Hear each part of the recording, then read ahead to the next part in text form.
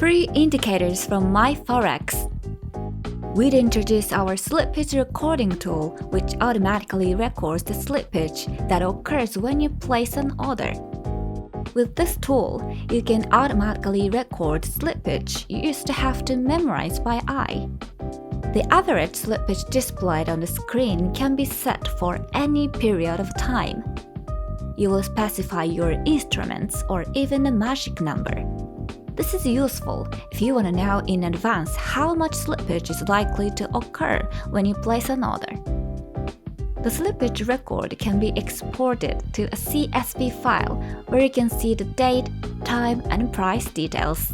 So you can use it to analyze your past trades as well. Finally, a note of caution. The recording of slippage starts with the order after the tool has been applied.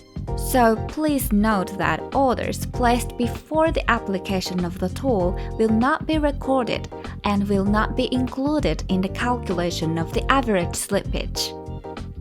Well, that's all for our Slippage Recording tool introduction.